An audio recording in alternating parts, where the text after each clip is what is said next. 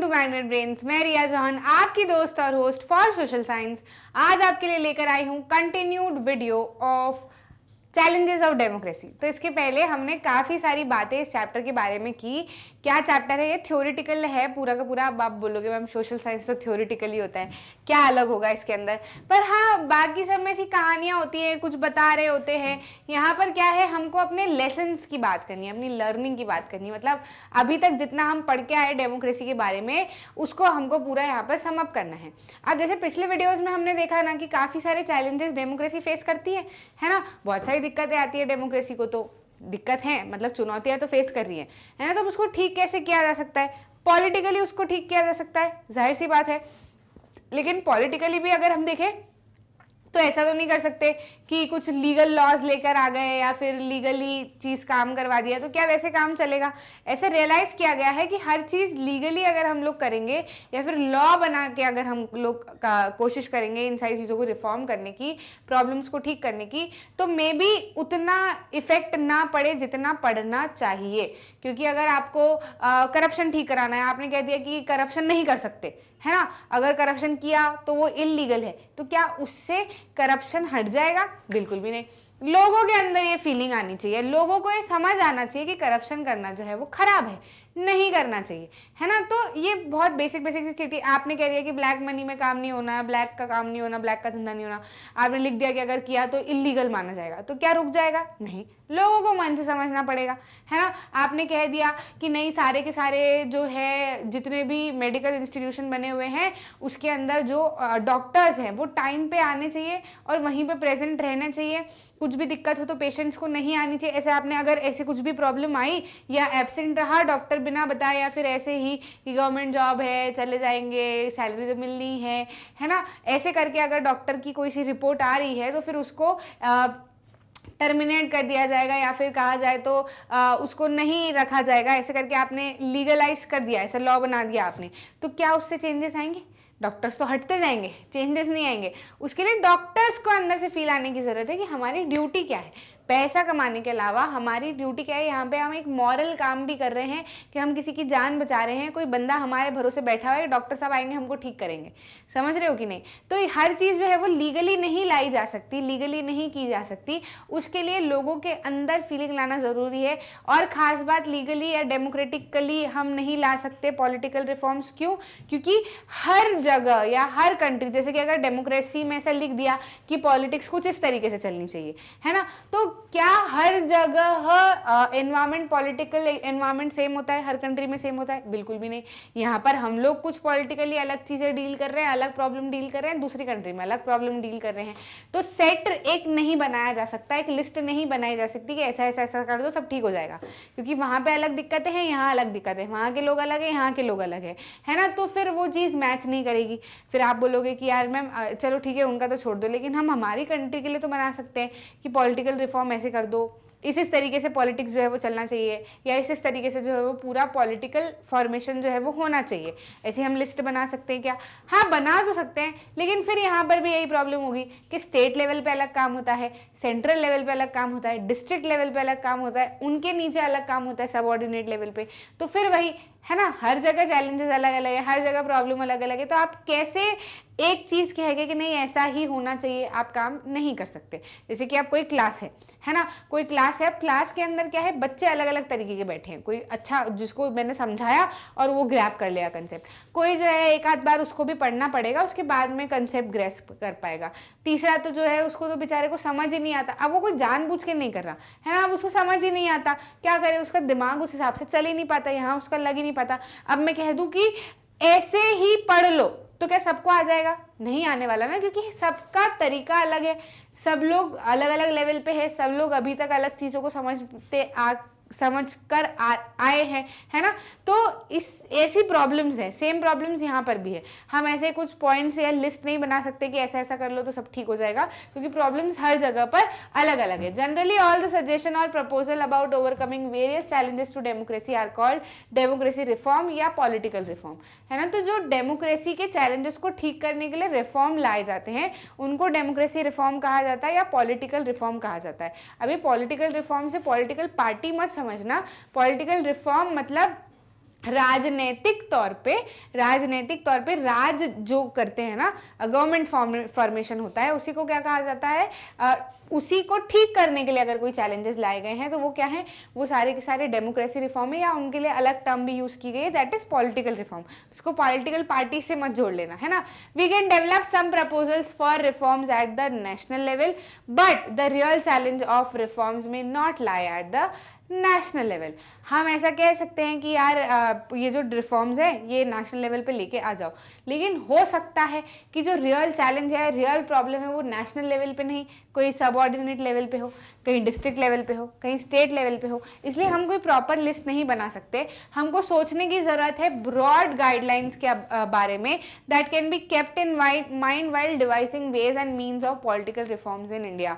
हमको कुछ सोचने की जरूरत है, हमको ब्रॉड गाइडलाइन सोचने की जरूरत है कि हम इंडिया में किस तरीके से पॉलिटिकल रिफॉर्म्स या फिर डेमोक्रेटिक रिफॉर्म्स ला सकते हैं, है ना। जैसे कि पहली चीज की अगर हम बात करें तो democratic reforms are to be carried out mainly by political activist, parties, movement and politically conscious citizen. ठीक है, इसको हम समझ सकते हैं as a example of cricket. तो वही जो चीज मैं आपको अभी तक समझा रही थी ना, कि हम कह तो दें कि लॉ बना दो तो सब कुछ ठीक हो जाएगा, पर वैसे ठीक नहीं होना। सारी की सारी चीजें, जैसे अगर पॉलिटिकल या राजनीतिक तौर पे सब कुछ ठीक करना है तो राजनीतिक लड़ाई कौन लड़ता है, या राजनीतिक लेवल पे कौन काम करता है, पार्टीज काम करती है ना। तो अब पार्टीज को अंदर से लगना चाहिए कि नहीं ये चीज गलत है, हमको इस चीज को ठीक करना है ना। अब जैसे कि मान लो हमने लॉ बना दिया कि इतना इतना एजुकेशन होना चाहिए अगर नेता बनना है तो क्या नेता लोग सपोर्ट करेंगे इस लॉ को? बिल्कुल भी नहीं करेंगे, है ना। तो लॉ बनाने से कुछ नहीं होगा। लॉ बनाने से देखो बहुत सारी चेंजेस आते भी हैं, लेकिन दीज आर नॉट इनफ। अंदर से चीज होनी चाहिए, अंदर से फील होनी चाहिए ऑफ सिटी, भले वो सिटीजन की बात हो या नेताओं की बात हो या फिर किसी भी ग्रुप की बात हो जो भी चैलेंजेस फेस करें, है ना। जैसे कि अगर एग्जांपल ऑफ क्रिकेट लें तो हमने ये कह दिया कि LBW अगर आउट हो जाते हैं आप, है ना। जैसे कि अगर आपने क्या किया, पहले क्या करते थे लोग, LBW क्यों लाया गया, जैसे कि आप क्रिकेट खेल रहे हो, है ना, तो वो बॉल आएगी ना तो वो क्या हो जाएगी, वो स्टंप से लग जाएगी। तो क्रिकेटर्स क्या करते थे, उसको अपने घुटने से रोकने की कोशिश करते थे। ठीक है, तो इस चीज को हटाने के लिए क्या लाया गया, एक लॉ लाया गया क्रिकेट के अंदर कि LBW आउट माना जाएगा। मतलब अगर बॉल आ रही है और वो आपके घुटने से टच हुई, है ना, और मान लो आपका घुटना वहां पर नहीं होता, तो क्या बॉल सीधे विकेट को लगती? अगर हाँ सीधे विकेट को लगती है, ऐसा हम देखते हैं ना, वो घुटने को हटा के बॉल को टप्पा मारते हुए दिखती है हमको कि विकेट तक जा रही कि नहीं, तो अगर वो विकेट तोड़ते हुए दिखती है बॉल तो आउट माना जाएगा, और अगर नहीं दिखती है, घुटने से टच होने के बावजूद भी नहीं दिखती है, तो फिर आउट नहीं माना जाएगा, है ना। तो इससे क्या क्रिकेट के अंदर रिफॉर्म आ गया, क्या टैक्टिक्स बदल गई, क्या आप कोई ऐसा नहीं करता, बॉल को रोकने की कोशिश नहीं करता या नहीं करता, नहीं, ऐसा कुछ भी नहीं है ना। भले वो एक घुटने से भले वो चीज इंप्रूवमेंट आए, लेकिन अब वो कुछ नया तरीका ढूंढेंगे, है ना। तो वो नया तरीका ढूंढते रहेंगे खुद को आउट होने से बचाने के लिए, कब तक, जब तक वो अंदर से ना फील आए कि नहीं यार मैं आउट हूं तो आउट हो गया ना, मैं आउट हूं, आउट तो होना ही है किसी ना किसी को। तब तक आप कोई भी रिफॉर्म लेके आ जाओ, तब तक ये चीज नहीं होनी। अगर उनको अंदर से रहेगा कि नहीं मेरे को तो आउट होना ही नहीं, आज तो मैं होऊंगा ही नहीं, आज तो मैं बेईमानी से खेल लूंगा पर मैं खेलूंगा, है ना। तो ऐसे में क्या होगा, वो अंदर वाली फीलिंग है, वो अलग अलग तरीके, ये नहीं तो दूसरा तरीका अपनाएगा, है ना। तो यही सेम चीज है कि हर चीज आप लॉ से नहीं ला सकते, अंदर से फील आने की जरूरत है कि करना क्या है, चीजों को ठीक करना भी है या नहीं करना है। समझ में आया। एनी लीगल चेंजेस, अब मान लो अगर लीगल चेंजेस लाए भी जा रहे हैं, तो वो ऐसे हो कि ब्रॉड वे में, ब्रॉड सिनेरियो में उसके क्या उसके प्रोज हो सकते हैं, क्या उसके कॉन्स हो सकते हैं, सबको सोच कर ही लॉ लेकर आया जाए। नहीं तो कई बार ऐसा होता है कि हम सोचते कुछ और है, कुछ और ही सोच के हम लॉ बनाते हैं और हम उसका दूसरा पहलू नहीं देखते, और वो काउंटर प्रोडक्टिव साबित हो जाते हैं वो लॉ। तो काउंटर प्रोडक्टिव साबित होना मतलब हमने सोचा कुछ और हुआ कुछ और। समझ में आ रही है बात। तो ऐसे में क्या होता है, गड़बड़ हो जाती है। तो अगर लॉ बना रहे हो तो फिर सारी चीजें देखो, आगे पीछे ऊपर नीचे सब कुछ के इसका क्या और इम्पैक्ट हो सकता है। जैसे कि एग्जाम्पल के तौर पर अगर हम ले, तो ऐसा लॉ बनाया गया कि पंचायत इलेक्शन वो लोग नहीं लड़ पाएंगे जिन लोगों के पास में 2 से ज्यादा बच्चे हैं। है ना। तो ये लॉ क्यों बनाया गया था? ये ऐसा नहीं कि 2 से ज्यादा बच्चे वालों को हमको नहीं इलेक्शन लड़ने देना, ऐसी कोई थिंकिंग नहीं थी। थिंकिंग ये थी कि जब ये लॉ बना दिया जाएगा तो गांव में, शहरों में या फिर जहां पर भी पंचायत इलेक्शन हो रहे हैं वहां पर लोग इस बात को समझेंगे, और अगर वो आगे उनको पॉलिटिक्स में आना है तो वो खुद ही अपना जो है वो कंट्रोल करके रखेंगे कि नहीं हमको 2 ही बच्चे रखने हैं, उससे ज्यादा बच्चे हमको नहीं। यूजुअली आप विलेजेस में देखोगे तो फैमिलीज काफी बड़ी होती है ना। वो लोग नहीं समझ पाते इस चीज को, लेकिन वो पॉपुलेशन के ऊपर काफी बुरा इम्पैक्ट हमको देखने को मिल रहा है। बहुत सारे बच्चे हो जाते हैं तो फिर दिक्कत। तो इसीलिए ये लॉ लाया गया था कि लोग ना सोचें कि यार हो सकता है हमको बाद में लड़ना पड़े, इलेक्शन लड़ना पड़े, तो नहीं, अपने को तो 2 ही बच्चे रखने हैं। तो अब इससे क्या हुआ? ये काउंटर प्रोडक्टिव कैसे साबित हो गया? ये काउंटर प्रोडक्टिव ऐसे साबित हो गया कि लॉ तो इसलिए लाया गया था कि पॉपुलेशन कंट्रोल हो, लोग 2 ही बच्चे रखें, लेकिन इसका दूसरा पहलू क्या हो गया कि जो लोग वाकई में डिजर्व करते थे टू कम इन पॉलिटिक्स, या फिर जो लोग वाकई में उनमें क्षमता थी कि वो पॉलिटिक्स में आके और भी बहुत सारी अच्छी चीजें कर सकते थे, वो हट गए पॉलिटिकल रेस से, है ना। अब जैसे आप अचानक ये लॉ लेके आए हो तो जो पुराने हैं जिनके 3-4 बच्चे हो चुके हैं, है ना, अब वो क्षमता है, वो बढ़िया काम कर सकते हैं, वो बहुत अच्छे हैं, वो डिजर्व करते हैं, लेकिन अब वो पंचायत इलेक्शन नहीं लड़ सकते, है ना। तो ये गड़बड़ होगी। तो ये हम सोचते कुछ और है, कई बार हो कुछ और जाता है। तो अगर ला रहे हैं तो ब्रॉड गाइडलाइंस के हिसाब से लाओ, आगे पीछे सब कुछ सोच के लेके आओ। अब जैसे ऐसा ही एक्ट एक लाया गया RTI, right to information act, तो वो बहुत बढ़िया है। लॉ लीगली अगर आप कोई सी चीज कर रहे हो, किसी चीज के ऊपर लॉ बना रहे हो, तो ऐसे लॉज बनाओ जिससे सशक्तिकरण हो, है ना, जिससे क्या हो, एम्पावरमेंट आए। अब जैसे RTI लाया गया तो उससे क्या हुआ, लोगों को हक मिला कि वो गवर्नमेंट की फंक्शनिंग को देख सकते हैं। गवर्नमेंट को खुली किताब होकर रहना पड़ेगा। गवर्नमेंट ये नहीं कह सकती कि नहीं हम क्यों बताएं तुमको, हम सिटीजन है, हम पूछ रहे हैं तो आपको बताना पड़ेगा। किसके तहत बताना पड़ेगा? RTI, हमारे पास में राइट टू इन्फॉर्मेशन एक्ट है। हमको कुछ भी लग रहा है तो हम आपको बोल सकते हैं कि आपको हमको क्या करना है, चीजें क्लियर करनी है। अब भले मैं गरीब फैमिली को आऊँ, अमीर फैमिली को आऊँ, पढ़ी लिखी हूँ, अनपढ़ हूँ, कोई फर्क नहीं पड़ता, पूछ रही हूँ तो गवर्नमेंट को जवाब देना पड़ेगा क्योंकि मैं सिटीजन हूँ और आप गवर्नमेंट हो, है ना। तो इससे क्या है, इससे जनता का सशक्तिकरण हुआ, जनता का इन्वॉल्वमेंट भी हुआ गवर्नमेंट में। साथ ही साथ में गवर्नमेंट के अंदर ये डर भी बना है कि कभी भी कोई भी उठ के हमसे सवाल पूछ सकता है ना। तो हमको ऐसा काम नहीं करना जिसका हम जवाब ना दे पाए। समझ में आ रही है बात? Any legal change must carefully look at what result it will have on politics. कोई सा भी लीगल चेंजेस अगर लाए जा रहे हैं तो ये चीज देखने की जरूरत है कि वो पॉलिटिक्स के ऊपर क्या इम्पैक्ट उसका आ रहा है। समटाइम्स द रिजल्ट में बी काउंटर प्रोडक्टिव। कई बार ऐसा होता है कि हम लॉ तो कुछ और सोच के लेके आते हैं लेकिन हो कुछ और जाता है ना। जैसे कि हमने banning people who have more than 2 children from contesting panchayat election के बारे में देखा, है ना। तो ये ऐसे लॉ जो है वो एक पहलू तो सुधार सकते हैं लेकिन वो दूसरे पहलू में गड़बड़ कर सकते हैं, है ना। तो ऐसे लॉज हमको नहीं लेके आना है। A good decision is of RTI, जैसे RTI का एक्ट है। अब जैसे आप यहाँ पर ये सिर्फ RTI नहीं लिखते और सिर्फ ऊपर वाला एग्जाम्पल समझाते तो आपको ऐसा लगता ना कि फिर ऐसे भी नहीं लाए तो फिर क्या किया जाए। तो किया क्या जाए, इस तरीके के लॉज लेके जाए। जैसे कि RTI का एक्ट है, उससे क्या है, लोगों का सशक्तिकरण भी हुआ, लोगों का इन्वॉल्वमेंट भी हुआ, गवर्नमेंट को भी डर रहा। अब अगली बार गवर्नमेंट कोई भी डिसीजन लेके आएगी तो क्वालिटी डिसीजन लेके आएगी, 50 बार सोचेगी, कोई भी उंगली खड़ी कर सकता है ना। ये क्या हो गया हमारा दूसरा। इस तरीके से भी चीजों काम जो है वो किए जा सकते हैं, इस तरीके से रिफॉर्म लाए जा सकते हैं। तीसरा क्या काम किया जा सकता है, democratic reforms are to be brought about principally through political parties, है ना। जो कि डेमोक्रेटिक रिफॉर्म्स, जैसे कि पॉलिटिकल पार्टीज हैं, वो कुछ करने की सोच रही हैं। तो जब वो कुछ करने की सोच रही हैं तो वो डेमोक्रेटिक प्रिंसिपल से मिलने चाहिए। ऐसा नहीं कि डेमोक्रेसी तो कुछ और ही बोल रही है और हम कर कुछ और ही रहे हैं, है ना। ऐसा नहीं करना है। पॉलिटिकल पार्टीज अगर कोई सी चीज लेकर आ रही है या फिर कुछ भी चीजें कर रही हैं तो वो डेमोक्रेटिक प्रिंसिपल के अकॉर्डिंग होना चाहिए।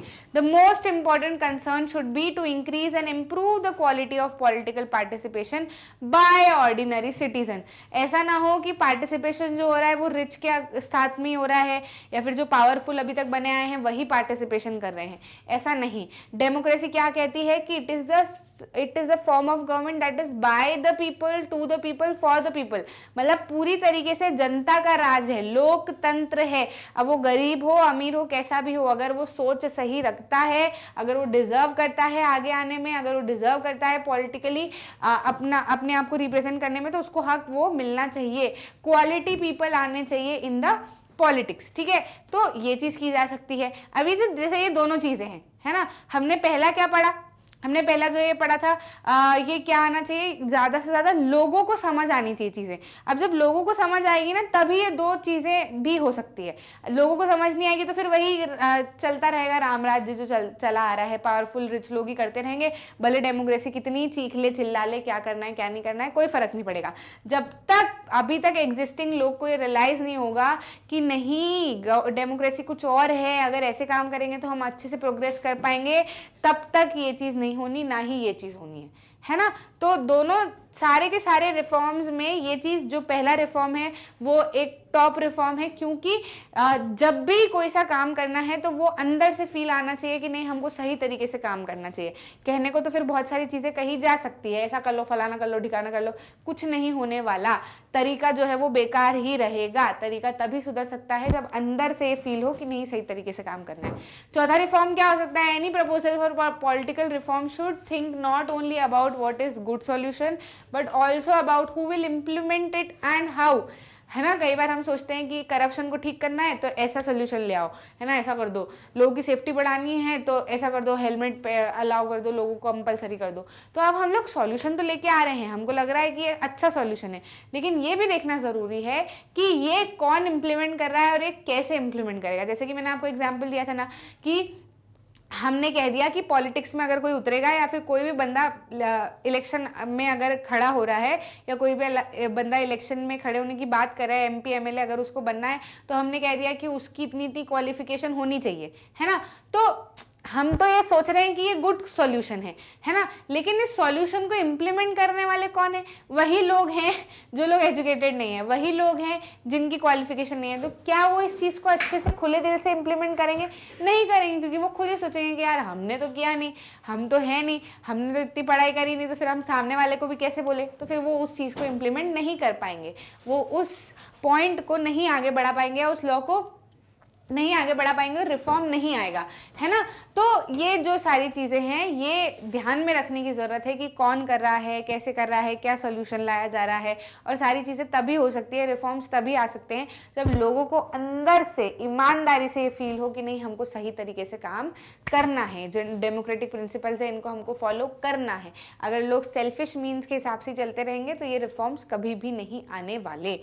कुछ रियल लाइफ चैलेंजेस की अगर हम बात करें, जैसे डॉक्टर्स एब्सेंटिज्म, है ना, कि उत्तर प्रदेश में ऐसा देखा गया कि जो विलेजेस हैं वहाँ पर डॉक्टर्स को गवर्नमेंट जॉब तो दी हुई है ना, कि यहाँ पर आके ये लोग काम करेंगे, यहाँ पे ऐसा कर सकेंगे, और फिर उन लोगों को पर्टिकुलर सैलरी जो है वो दी जाती है मंथली बेसिस पे। लेकिन ऐसा देखा गया है कि डॉक्टर्स प्रेजेंट ही नहीं होते। बंदा जब हॉस्पिटल जाता है ट्रीटमेंट करवाने के लिए विलेजेस में, तो वहाँ पर डॉक्टर मिलते ही नहीं है, या मिलते हैं तो भी हाँ टटा टटा करके टरका देते हैं, अच्छे से ट्रीटमेंट देते ही नहीं है ना। तो फिर उस बंदे को वापस से क्या करना पड़ता है, विलेज का हॉस्पिटल छोड़ के उसको नियर बाय टाउन में ही पैसा खर्चा करके अपने इलाज जो है वो करवाना पड़ता है। तो कितनी प्रॉब्लम आ रही है विलेजर को, जबकि एक लॉ लाया गया या फिर ऐसी बात कही गई कि विलेजेस में भी हॉस्पिटल हो, विलेजेस में भी अच्छे हॉस्पिटल हो, विलेजेस में भी क्वालिटी ट्रीटमेंट दिया जाए, तो इसलिए हॉस्पिटल सेटअप कर दिए। अब हॉस्पिटल में बंदा आ ही नहीं रहा, हॉस्पिटल में डॉक्टर आ ही नहीं रहा, तो ये चीज आप लॉ से फिर उसको लेके आना पड़ेगा, क्योंकि ये चीज क्या है, अंदर से आने वाली बात है ना, कि डॉक्टर्स को अंदर से फील होना चाहिए कि हमको पैसा किस बात का दिया जा रहा है। हमको पैसा इसलिए दिया जा रहा है कि हम लोगों की मदद करें, उनको ठीक करें, उनको दूर तक शहरों में ना जाना पड़े इलाज करने के लिए। जो शहरों का इलाज है वो हम इनको यहीं पे प्रोवाइड करवाएं, है ना, इनकी परेशानियों को सुधारें। जब मैं 1 2 3 4 5 सारे के सारे डॉक्टर्स इस तरीके से काम करने लगेंगे तो हमारा हेल्थ केयर कितना इंप्रूव होगा। और जो टाउन्स में भसड़ मची हुई है, टाउन्स में भीड़ लगी हुई है इन हॉस्पिटल्स, तो वो चीज भी कम हो जाएगी, क्योंकि भीड़ जो है वो डाइवर्ट हो जाएगी, विलेजेस वाले लोगों को दूर तक जाना पड़ेगा ही नहीं, है ना। तो ये इस चीज का सॉल्यूशन क्या है, तो अब देखो सबसे बड़ी दिक्कत तो ये है कि यूपी एक जो है वो काफी बड़ा देश है, उत्तर प्रदेश काफी बड़ा देश है, तो अब वहां पर आप ध्यान ही नहीं रख सकते।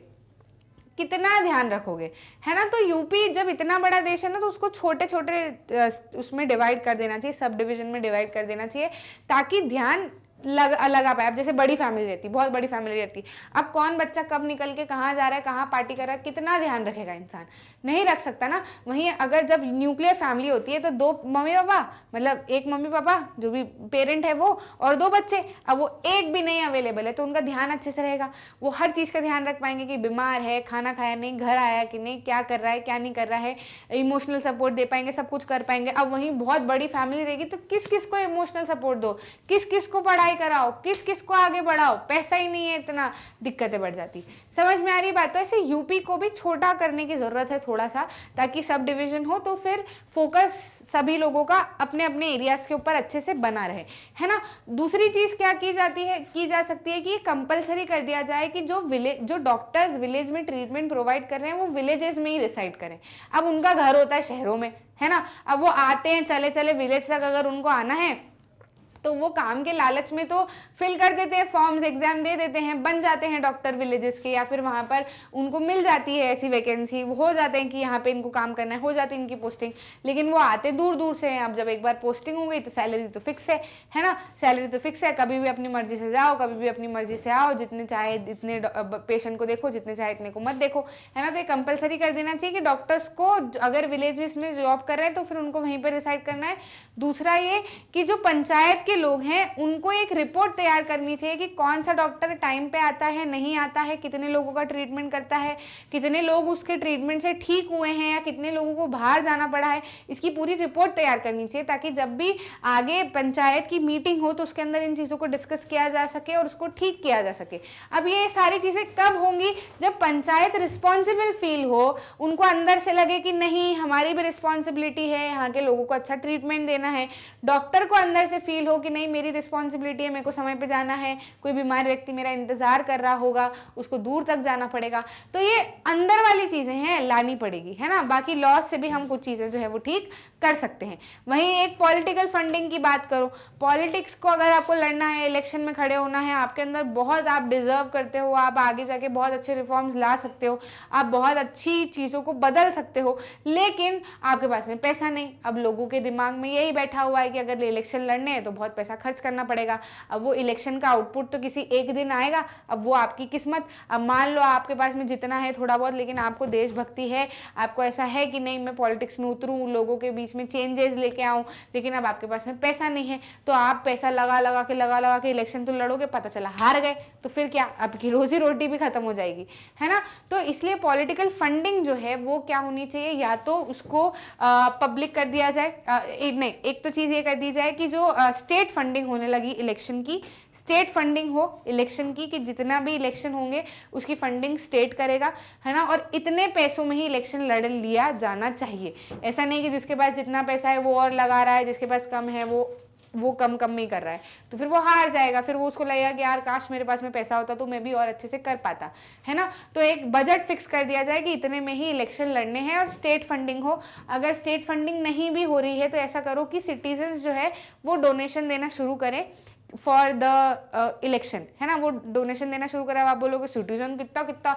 डोनेशन देंगे, वैसे तो हम लोग इनकम टैक्स भर रहे हैं। हाँ, तो ऐसा करो ना कि आप इनकम टैक्स क्यों भरते हो, आप ही के इनकम टैक्स से सारा कुछ करता है। अगर स्टेट फंडिंग भी होगी तो स्टेट फंडिंग भी आपके इनकम टैक्स के पैसों से ही होगी, है ना, वो कोई अलग से जेब में से नहीं लेके आएंगे, सब कुछ इनकम टैक्स के काम से ही चलता है। तो ऐसा करो कि अगर डोनेशन वाला काम करो कि citizen donation they for the election, तो फिर इनकम टैक्स में से उतना पैसा काट लो, है ना, जैसे जिस बंदे ने जितना डोनेशन दिया है वो उतना कम इनकम टैक्स पे करे, है ना, उसमें से मतलब उसको हटा दिया जाए उतनी फंडिंग को। साथ ही में ये भी होना चाहिए कि जो लोग पॉलिटिकल लीडर्स हैं या फिर जो पॉलिटिकल पार्टीज में आ रहे हैं वो यूजुअली ऐसे आते हैं जिनके पास में बहुत पैसा होता है। अब उनका कोई दिमाग नहीं है ना, उनका कोई दिमाग नहीं है, उनको कोई पॉलिटिकल से मतलब नहीं है, उनको कोई रिफॉर्म लाने से मतलब नहीं है, पर उनको ये है कि बहुत पैसा है, बहुत लोगों को अपन जानते हैं, बहुत और आगे बढ़ सकते हैं और अपन तो इलेक्शन भी लड़ सकते हैं, तो वो लोग इलेक्शन लड़ते हैं। ऐसा देखा गया है जो मेजर इलेक्शन लड़ने वाले लोग हैं उनके पास में 1 करोड़ से ज्यादा की प्रॉपर्टी होती है ना, उससे कम की नहीं होती। तो ऐसे में क्या होता है, जो डिजर्विंग बंदा है वो रह जाता है। अब जिसके पास में पैसा है वो तो खूब लोगों को पैसा बांटेगा, खूब उनको दारू पिलाएगा, खूब उनकी मदद करेगा इलेक्शन के टाइम पे। जाहिर सी बात है वोट देने वाले तो उसी को चूज करेंगे ना, है ना। जिसके पास में नहीं है उसको कैसे चूज करेंगे। तो ये सारी चीजों के ऊपर ध्यान देने की जरूरत है। समझ में आई कि नहीं, बात क्लियर है कि नहीं? इसी तरीके से मैग्नेट ब्रेन्स पे सारी चीज़ें मैग्नेट ब्रेन्स की वेबसाइट पे, यूट्यूब पे और मैग्नेट ब्रेन्स के ऐप पे एकदम फ्री ऑफ कॉस्ट अवेलेबल है। हमारा हिंदी मीडियम चैनल भी शुरू हो गया है, आप उसको सब्सक्राइब कर सकते हैं और वहाँ पर भी अपने वीडियोस देख सकते हैं। From kindergarten to 12th NTSC olympiad, Hindi medium, English medium, सब कुछ फ्री ऑफ कॉस्ट अवेलेबल है विथ क्वालिटी एजुकेशन, ताकि आप अपनी लाइफ में कुछ बहुत अच्छा कर सकें। हम 2 वीडियो दिखा के आपसे कोई सब्सक्रिप्शन, कोई पैकेज की डिमांड नहीं करते, सब कुछ एकदम फ्री फ्री फ्री है, ठीक है? अच्छा लगा तो लाइक करना, शेयर करना अपने दोस्तों के साथ में, चैनल को सब्सक्राइब करना। मिलते हैं अगले वीडियो में।